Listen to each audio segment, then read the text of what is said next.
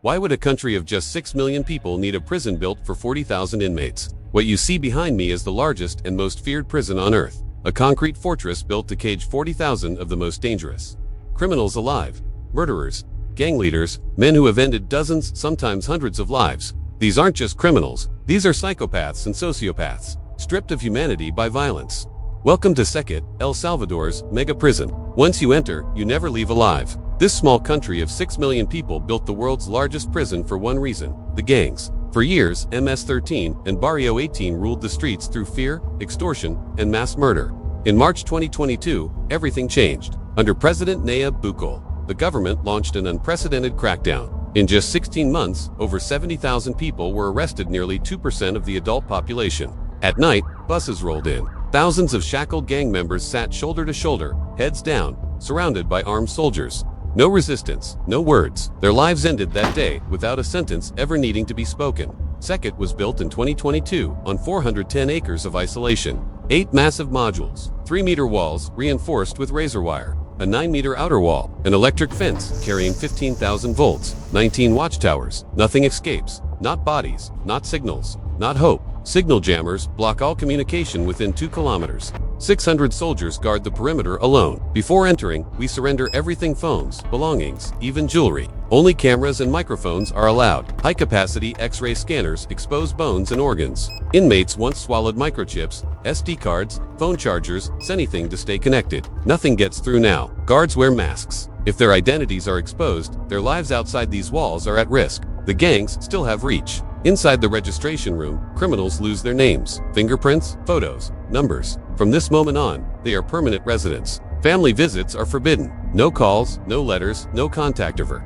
Some innocent people were swept up in the mass arrests. Their families don't know where they are, or if they're alive. For them, this documentary may be the first proof. Before entering the modules, we pass the armory. Assault rifles, shotguns, riot shields, everything prepared for violence that never comes because it can't. There have been no escape attempts, no riots. White pebbles line the ground. Anyone walking on them makes noise.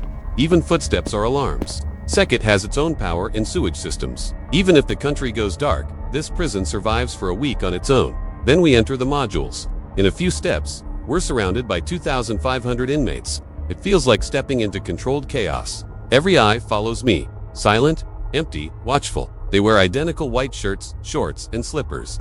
No possessions. Most are barely in their 20s. Many are responsible for more deaths than history's most infamous criminals. Each module has 32 cells. Each cell holds 80 inmates, sometimes 150. Each man has half a square meter of space. No sunlight, no ventilation, no yard, no future. They will never leave this building. 2 toilets per cell. Showers in the same corner, plastic dippers, 1 shared water barrel. No running water.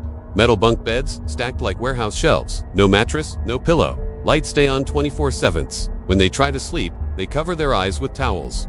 Every 2 weeks, guards shave them. Hair can hide weapons. 1013 and Barrio 18 mortal enemies now live side by side. On the streets, crossing into rival territory meant death. Here, they coexist until their final breath. Their tattoos tell their stories. Teardrops for lives taken. Devil horns for allegiance. Spider webs for long sentences. Faces marked permanently, symbols of power they'll never use again. Above them, guards patrol a catwalk. Cameras watch every second. Nothing goes unseen. Once a week, inmates leave their cells for 1 hour. Exercise, Bible lessons. The rest of their lives are spent locked inside. They once controlled the streets. Now they can't take a single step freely. If rules are broken, there is isolation. Concrete cells, no sense of time. No books, no light except a small hole, a toilet beside the water basin. Even the hardest men break here. Then we meet him, known as Psycho, a high-ranking gang leader. 34 years in crime, 25 years at the top. 12 guards surround him. We have 10 minutes. He admits it. Joining meant killing Avon family. Territory demanded blood. He lost his parents, his son, everything. More than 50 lives ended by his hands. Now, he cries at night. Dreams of seeing his son again, a son who will never see him. This is how violence paid. CECOT is not mercy, it is consequence. El Salvador once had one of the highest murder rates on earth. In 1 year, 104 deaths per 100,000 people. By 2023, that number fell to 2.4. Peace has returned to the neighborhoods, but questions remain. What about the innocent? Is this justice or control, a permanent solution, or borrowed time? The world is watching.